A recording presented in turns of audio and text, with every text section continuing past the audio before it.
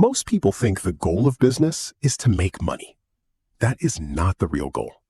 The real goal is to build control over assets that continue producing cash flow, whether you are personally involved every day or not. And that distinction is the foundation of every serious holding company. Because a holding company is not just multiple businesses. It is a system designed to own, protect, and compound businesses over decades. Most people discover this too late. They spend years building one operating company without realizing they are building themselves into a job instead of building a structure that can scale beyond them. The difference between an operator and a holding company builder is not intelligence. It is architecture. And every level of a holding company requires a completely different mindset, different systems, and different emotional discipline. The dangerous part is that each level creates problems that are invisible from the level below it. What works at $100,000 becomes dangerous at $10 million. What works at $10 million becomes catastrophic at $100 million. And most holding companies fail not because they grow too slowly, but because they outgrow the systems holding them together. So let us walk through every level of a holding company from 0 to $500 million and understand what actually changes at each stage. Because the game is not growth alone. The game is surviving scale. At the beginning, $0 to $100,000, almost nobody is thinking about holding companies correctly. They think they need capital first. They think they need investors, connections, a large acquisition, a perfect plan. Usually they need none of those things. What they actually need is clean structure from the beginning. This is where most future disasters quietly begin. The founder opens one account and starts mixing everything together. Business income enters personal accounts. Personal expenses run through the company. Someone helps early and gets verbally promised equity. A partner joins informally without documented authority. Nothing feels dangerous yet. That is why this stage is deceptive. Because structural mistakes rarely hurt immediately. They compound quietly underneath growth. At small scale, chaos looks harmless. Sometimes it even looks efficient. But what feels flexible early becomes unfixable later. The first level of a holding company is not acquisition. It is separation. Separate entity, separate books, separate accounts, documented ownership, clear operating agreements, clean cap table. This sounds boring to inexperienced founders. But sophisticated operators understand something important. Messy structure destroys leverage later. Banks notice it. Investors notice it. Buyers notice it. Courts notice it. And fixing broken structure after growth arrives is exponentially more expensive than building correctly from day one. This is also the stage where most first acquisitions happen through skill instead of money. A retiring owner has a real business, but outdated operations. You bring systems, sales ability, modern marketing, operational discipline. That gap becomes the opportunity. This is why seller financing matters so much in early acquisitions. Most people misunderstand seller financing completely. They think it exists because the buyer lacks money. That is not the real reason sophisticated deals use it. Seller financing creates alignment. When the seller's repayment depends on the company surviving after transition, they stay emotionally invested. They help during transition. They explain hidden customer relationships. They transfer operational knowledge. They answer difficult calls months later. That institutional memory has enormous value. And smart buyers structure deals to preserve it. Between $100,000 and $1 million, a new danger appears. Growth starts hiding inefficiency. Revenue rises fast enough that weak systems stop feeling urgent. This is where many founders accidentally build businesses dependent entirely on themselves. Every decision requires them. Every approval flows through them. Every customer escalation reaches them. And because revenue is still growing, they mistake personal involvement for leadership. But operator dependency is one of the most fragile business structures possible, because eventually, complexity exceeds individual capacity. No person can fully control every moving part after a certain point. The businesses that survive this stage build systems before growth forces them to.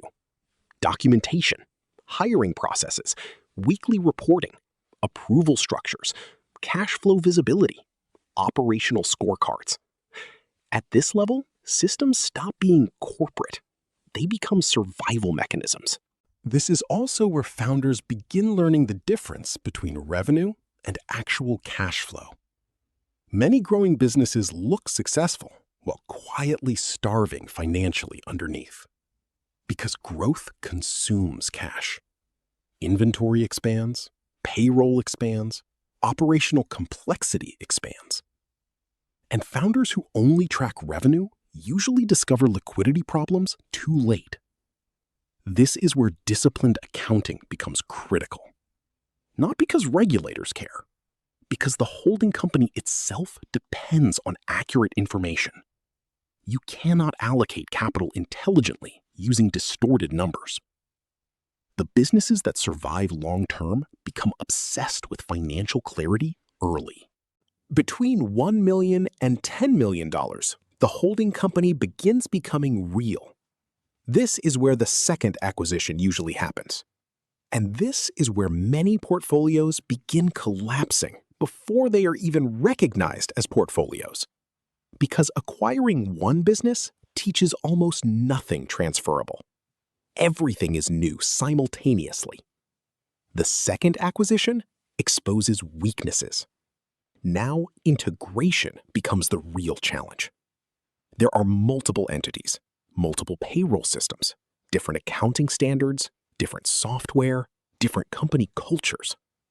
And suddenly, the founder realizes something uncomfortable. Buying businesses is easier than operating multiple businesses together. This is where amateurs and professionals separate. Amateurs chase deals. Professionals build infrastructure. The platform layer becomes critical at this level. Shared finance, shared legal, shared HR, shared reporting systems, centralized oversight. The platform layer feels expensive when installed early, but catastrophic when delayed. Most holding companies fail here because complexity compounds faster than organizational maturity. And complexity has a dangerous characteristic. It grows invisibly before it becomes visible. Everything feels manageable until suddenly it is not. This is also where governance begins mattering. Who controls what? Which decisions require approval? How are distributions handled? What happens during disagreement? What happens if someone exits? At small scale, informal relationships feel efficient. At larger scale, ambiguity becomes risk. Sophisticated holding companies document everything before problems appear. Because once conflict exists, structure becomes much harder to negotiate objectively. Between $10 million and $50 million, the game changes again. Now, governance matters more than hustle. At smaller scale, founder energy compensates for weak systems. At larger scale, it cannot. This is where institutional expectations begin appearing. Banks care about reporting quality. Lenders care about debt structure. Insurance carriers care about liability exposure. Outside investors care about governance maturity. And this is where ring-fencing risk becomes essential. Each operating company must remain legally isolated. One lawsuit should not threaten the entire portfolio. One operational failure should not contaminate healthy subsidiaries. That separation only works if properly maintained. Separate books, separate accounts, documented intercompany transfers, clear authority structures. The membrane between entities is not automatic. It must be actively protected. This is also where founders experience a major psychological transition. The mindset that built the first business stops working. Operators think emotionally. Allocators think structurally. An operator asks, how do we grow this company? An allocator asks, where should capital produce the highest risk-adjusted return? Those are completely different questions. And many founders struggle emotionally with this transition because allocation requires detachment. Sometimes the correct decision is starving a weak business to strengthen a stronger one. Sometimes the correct decision is selling a business with emotional history because the capital performs better elsewhere. Holding companies scale through disciplined allocation, not emotional attachment. Between $50 million and $100 million, another shift occurs. The portfolio becomes too large for intuition. Now, governance itself becomes infrastructure. Real boards appear, independent directors, internal controls, audit procedures, formal reporting systems, debt covenant management. This level exposes founders who built entirely through instinct, because institutional capital does not trust personality. It trusts systems. Lenders now underwrite governance quality itself. Private equity firms evaluate reporting standards. Banks evaluate operational controls. Investors evaluate leadership depth beyond the founder. The holding company itself becomes the asset being judged, not just the subsidiaries underneath it. Between 100 million and 500 million, the game changes completely. At this level, the primary risk is no longer survival.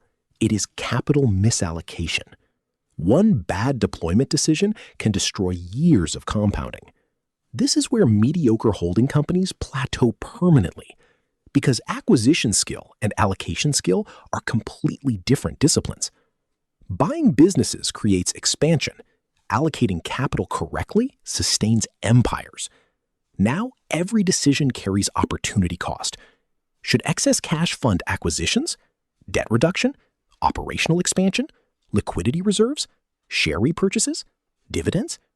At this level, emotional discipline becomes a structural advantage, because large portfolios are often destroyed not by incompetence, but by attachment.